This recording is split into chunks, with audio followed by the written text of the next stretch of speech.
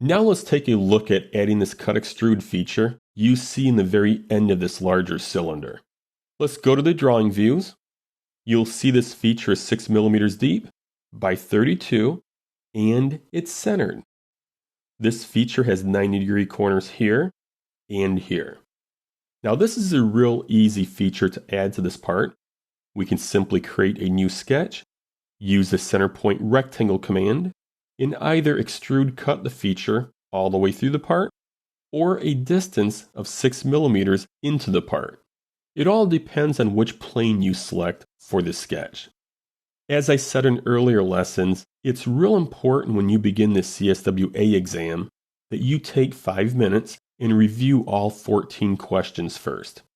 That way, you know how a part is going to be modified in later questions, and that helps you decide how the part should be modeled initially. So let's do that in this example.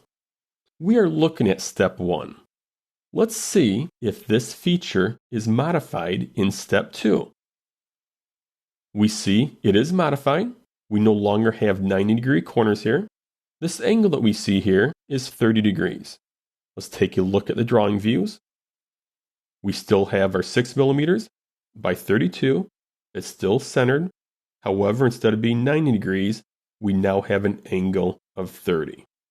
So that kind of locks you in or helps you decide which plane you should select for the center point rectangle.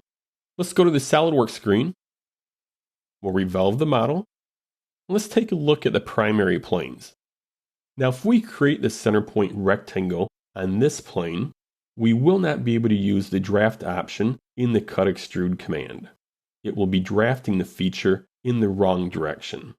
However, if we create our center point rectangle on this plane, the right plane, we will be able to easily edit the cut extrude feature for step 2 and apply a 30-degree outward draft angle.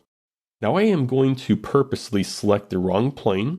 That way, in a later lesson, I can show you a method for fixing this mistake. So I'm going to select the front plane, create a new sketch, and let's draw a center point rectangle. I'll apply a dimension. Now I was given a dimension of 6 for the depth, so I'm going to apply that same dimension here. And the reason I mention that, I could have applied a dimension of 12 instead. I like to take the dimensions from the drawing and apply them the same way on the model. That way, if your math does not match up and you have to go back and troubleshoot your SolidWorks model, you are matching up the dimension from the drawing view to your model, and there's a direct match between the two.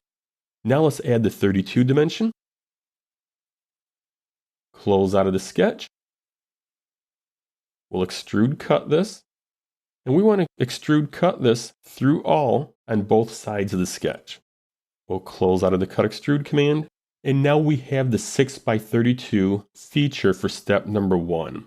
I'll return to this feature in a later lesson and show you how to modify it and add the 30-degree draft angle.